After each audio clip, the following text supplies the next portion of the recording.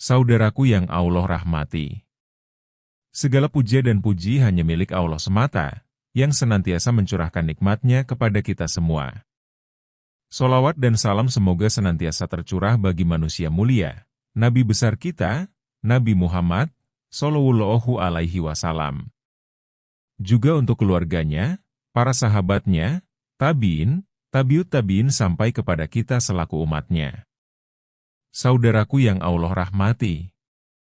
Pada kesempatan yang baik ini insya Allah kita akan membahas tentang Sang Pembeda, Kebaikan dan Kebatilan, Umar bin Khattab. Untuk membuka pertemuan kita kali ini, mari kita ucapkan ayatul basmalah.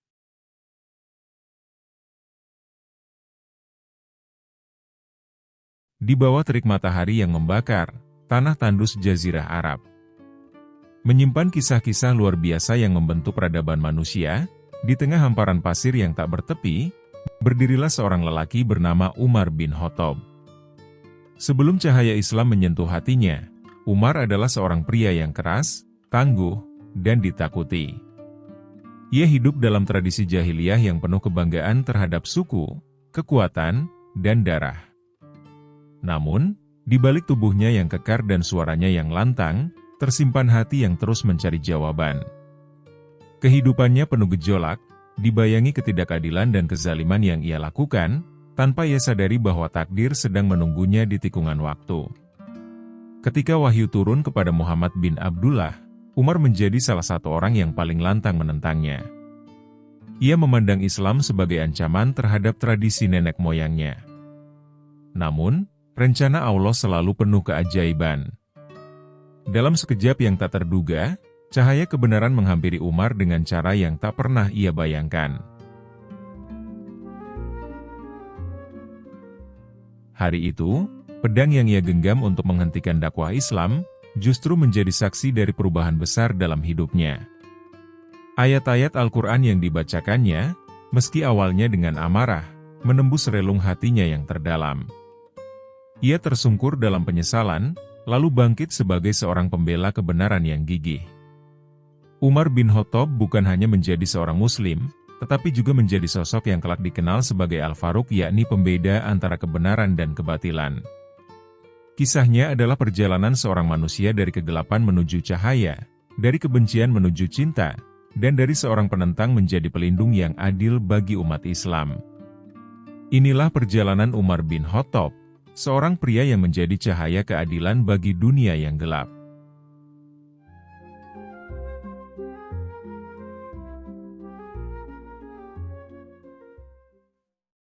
Umar bin Khattab.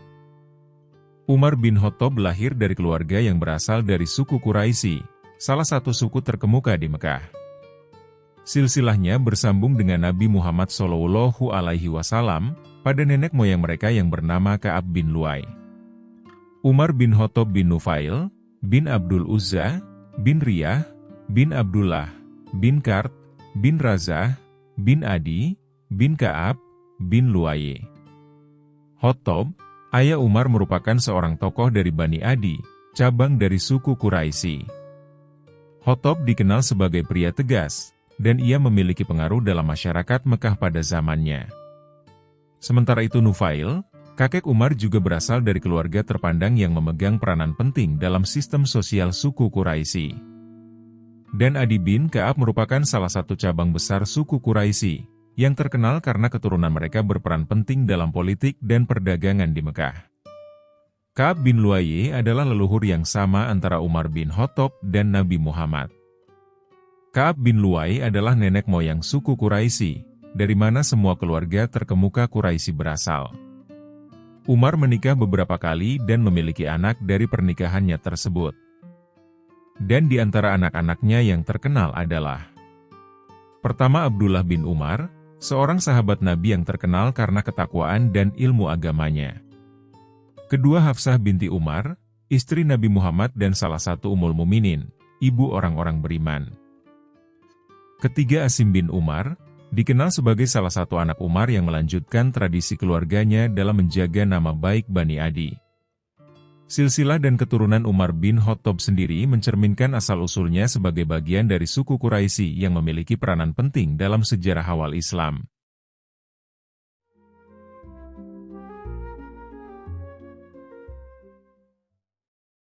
Sebagai seorang pemimpin, Umar membawa pengaruh besar dalam memperluas kekuasaan Islam dengan keadilan dan integritas yang menjadi ciri khasnya. Umar bin Khattab lahir pada tahun 584 Masehi di Mekah dari suku Quraisy, salah satu suku paling terhormat di Jazirah Arab. Sejak kecil, Umar hidup di bawah tradisi jahiliyah yang kental, yang penuh dengan kepercayaan terhadap berhala, kebanggaan suku, dan praktik-praktik yang jauh dari nilai kemanusiaan. Umar tumbuh sebagai seorang pemuda yang keras, tegas, dan dihormati oleh kaumnya. Umar dikenal sebagai pria yang memiliki perawakan tubuh yang tinggi, kekar, dan berwibawa. Ia seorang petarung yang tangguh, dihormati karena keberanian dan kekuatannya sudah sangat dikenal di tengah masyarakat Hijaz. Selain itu, Umar juga dikenal cerdas dan memiliki kemampuan berpikir yang tajam. Sebagai seorang pemimpin dari Bani Adi, salah satu cabang suku Quraisy, Umar memiliki posisi sosial yang terhormat. Ia sering diminta menjadi utusan sukunya untuk bernegosiasi dalam berbagai konflik. Meskipun hidup dalam tradisi jahiliyah, Umar adalah seorang yang menjunjung tinggi kehormatan, kejujuran, dan kesetiaan terhadap kaumnya. Namun, pada masa itu, ia juga terlibat dalam praktik-praktik kejam yang menjadi kebiasaan sukunya, seperti perbudakan dan penguburan bayi perempuan hidup-hidup. Beberapa riwayat menyatakan bahwa Umar sendiri kemudian menyesali hal tersebut. Pada masa jahiliyah, Umar adalah seorang penyembah berhala seperti mayoritas masyarakat Quraisy pada saat itu. Ia memuja patung-patung yang dibuat sendiri, bahkan terkadang dari bahan sederhana seperti kurma. Dalam sebuah riwayat yang terkenal, Umar pernah mengakui bahwa ia memakan berhala buatannya setelah merasa lapar. Hal ini mencerminkan kekosongan spiritual masyarakat jahiliyah pada masa itu.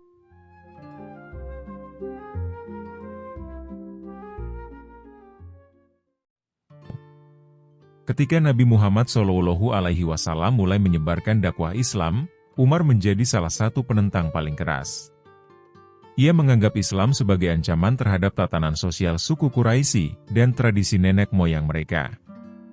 Sebagai seorang pria yang mencintai adat istiadatnya, Umar merasa marah dengan ajaran Islam yang menyerukan kesetaraan, penghapusan berhala, dan pengabdian hanya kepada Allah Ta'ala. Kemarahan Umar mencapai puncaknya ketika ia melihat keluarganya dan kerabatnya mulai menerima Islam, termasuk adiknya, Fatimah binti Khattab. Ia menganggap tindakan tersebut sebagai pengkhianatan terhadap kehormatan keluarga. Dalam beberapa kesempatan, Umar turut menyiksa budak-budak yang masuk Islam, seperti yang ia lakukan terhadap seorang budak perempuan dari suku Bani Muammal, sebelum akhirnya ia berhenti karena merasa iba. Kebencian Umar terhadap Islam membuatnya memutuskan untuk mengakhiri dakwah Nabi Muhammad dengan tangannya sendiri. Dalam sebuah riwayat, Umar mengambil pedangnya dan berjalan menuju tempat Rasulullah berada, dengan niat untuk membunuh beliau. Namun, di tengah perjalanan, Umar bertemu dengan Nuaim bin Abdullah, seorang yang telah masuk Islam secara diam-diam. Nuaim mengetahui niat Umar untuk membunuh Nabi, ia pun mencoba mengalihkan perhatiannya. Dengan berkata, "Sebelum kau membunuh Muhammad, tidakkah kau ingin memperhatikan keluargamu sendiri?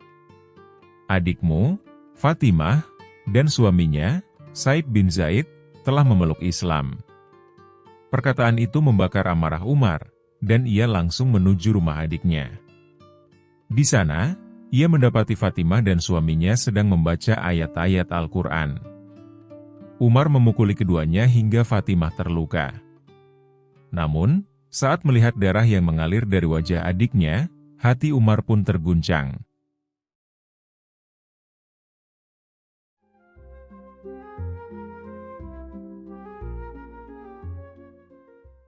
Dalam kondisi penuh emosi, Umar meminta untuk membaca lembaran Al-Quran yang dimiliki oleh Fatimah. Ia mencuci tangannya terlebih dahulu sebagai bentuk penghormatan. Ketika ia membaca ayat-ayat dari surah Toha, hatinya bergetar.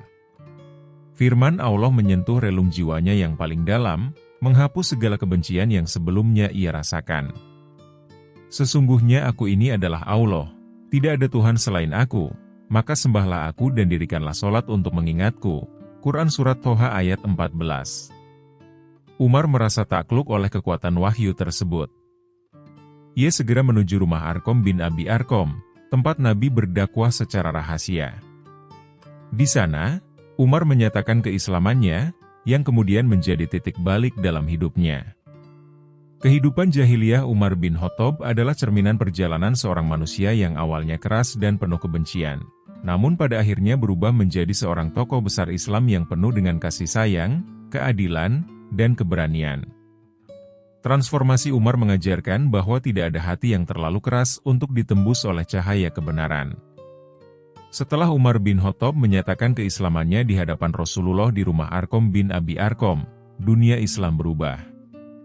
Keberaniannya untuk menjadi Muslim secara terbuka membawa kekuatan baru bagi umat Islam, yang pada saat itu masih berada dalam tekanan dan siksaan dari kaum Quraisy. Islamnya Umar menjadi hari yang bersejarah dan menentukan bagi perkembangan Islam selanjutnya.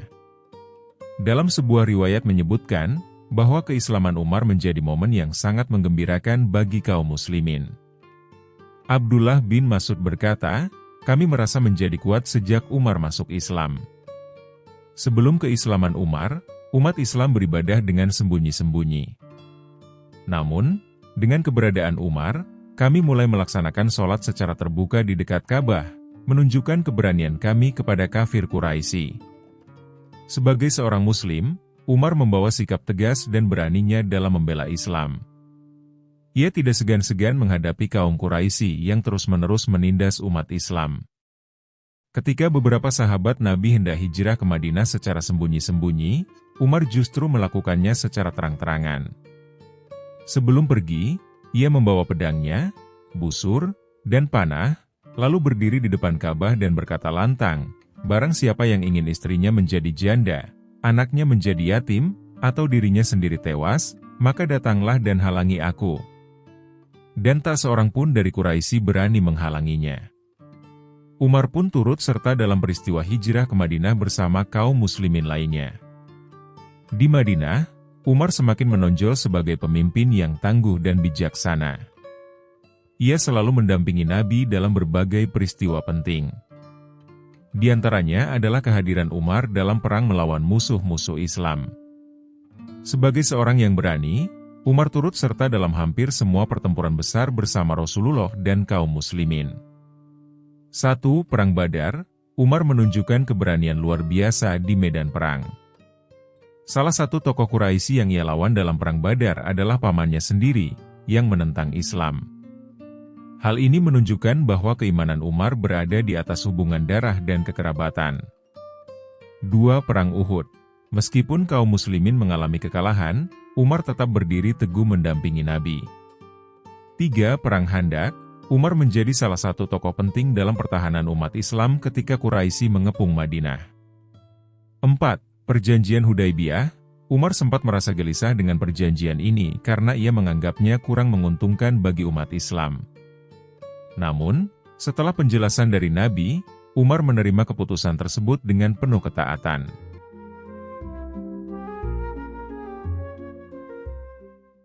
Umar bin Khattab dikenal sangat mencintai Nabi Muhammad. Ia selalu berada di sisi beliau, memberikan perlindungan dan mendukung dakwahnya.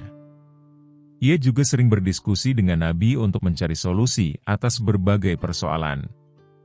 Suatu ketika, Umar berkata kepada Rasulullah, "Wahai Rasulullah, aku mencintaimu lebih dari segalanya, kecuali diriku sendiri."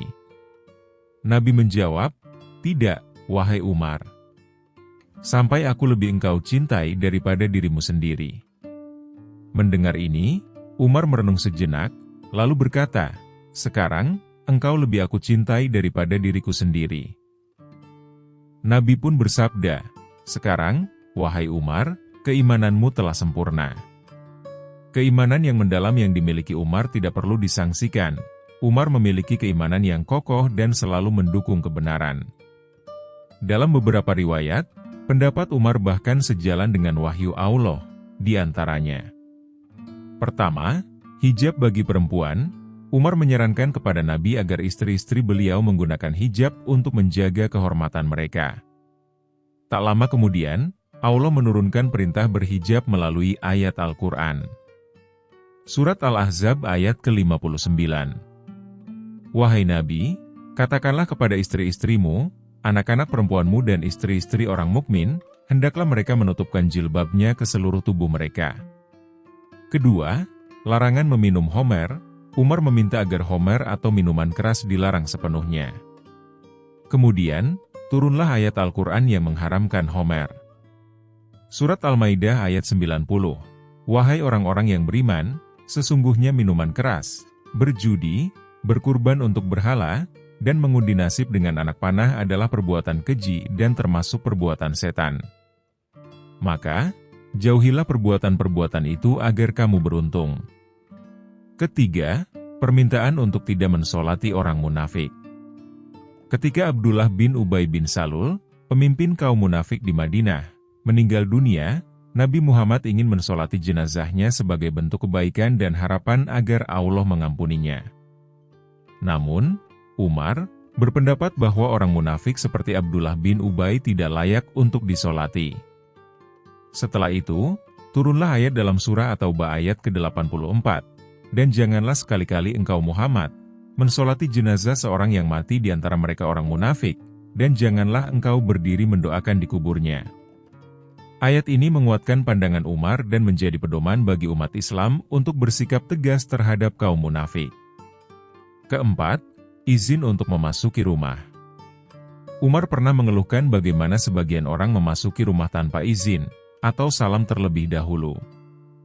Umar merasa hal ini mengganggu privasi penghuni rumah. Tak lama kemudian, turunlah ayat dalam surah An-Nur ayat ke-27. Wahai orang-orang yang beriman, janganlah kamu memasuki rumah yang bukan rumahmu sebelum meminta izin dan memberi salam kepada penghuninya.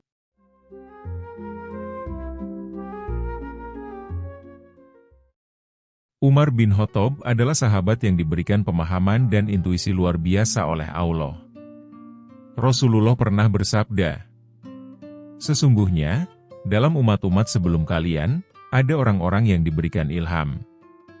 Jika ada seseorang dari umatku yang mendapatkan ilham, maka dia adalah Umar." Hadis riwayat Bukhari dan Muslim. Sebagai seorang Muslim, Umar dikenal sangat peduli terhadap keadilan dan kesejahteraan umat. Ia tidak pernah membeda-bedakan antara yang kaya dan yang miskin, yang lemah dan yang kuat. Kasih sayangnya juga terlihat dalam berbagai tindakan, seperti menolong kaum lemah. Umar sering membantu orang-orang miskin, bahkan secara diam-diam membantu orang-orang yang membutuhkan. Selain itu, Umar memiliki kedisiplinan dalam ibadah. Beliau sangat menjaga waktu sholat, bahkan mendorong umat Islam untuk melaksanakan sholat berjamaah.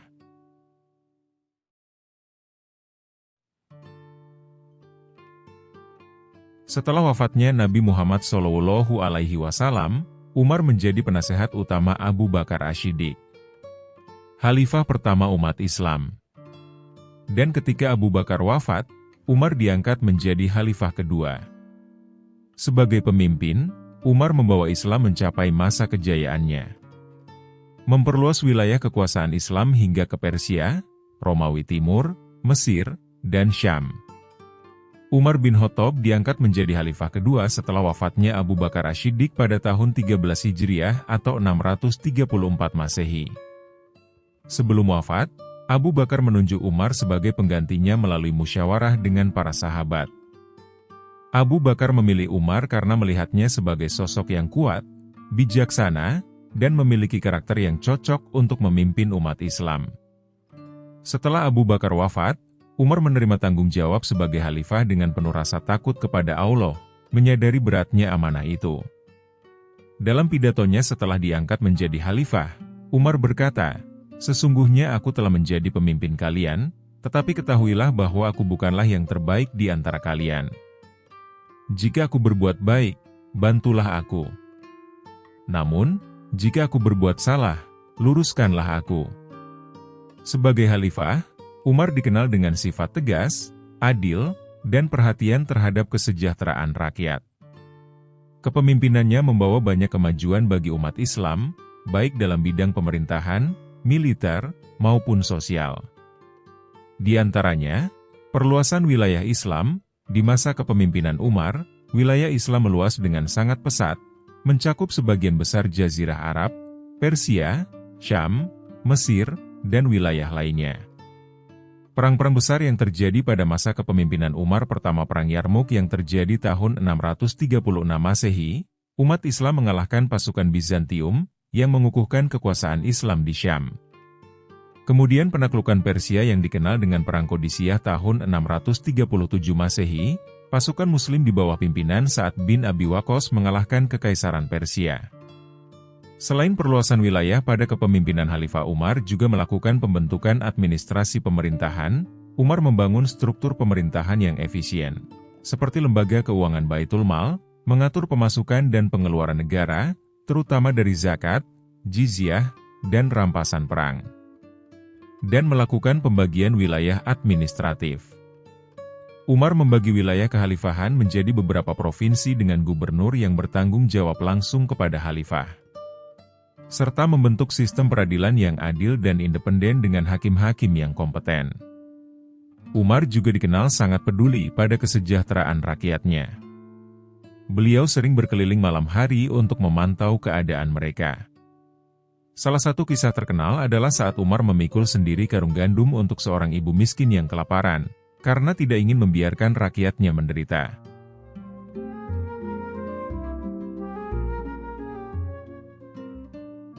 Umar memiliki prinsip keadilan yang sangat adil, bahkan terhadap dirinya sendiri dan keluarganya. Pernah suatu ketika, anaknya meminta bagian dari harta Baitul Mal untuk keperluan pribadi. Umar dengan tegas menolak, seraya berkata, "Ini adalah milik umat, bukan milik keluarga." Wafatnya Umar bin Khattab. Umar wafat pada tahun 23 Hijriah atau 644 Masehi. Beliau ditikam oleh seorang budak Persia bernama Abu Luluah al-Majusi saat sedang memimpin salat subuh di Masjid Nabawi. Abu Luluah menyimpan dendam karena Umar dianggap sebagai pemimpin yang memperluas kekuasaan Islam hingga Persia. Umar terluka parah akibat tusukan itu. Sebelum wafat, Umar membentuk Dewan Syuro atau musyawarah untuk memilih penggantinya. Ia menunjuk 6 sahabat utama untuk bermusyawarah, yaitu Utsman bin Affan, Ali bin Abi Thalib, Abdurrahman bin Auf, Sa'ad bin Abi Waqqas, Zubair bin Awam, dan Talhah bin Ubaidillah. Dalam detik-detik terakhir hidupnya, Umar meminta agar dimakamkan di sebelah Rasulullah dan Abu Bakar di kamar Aisyah, dan permintaannya tersebut dikabulkan.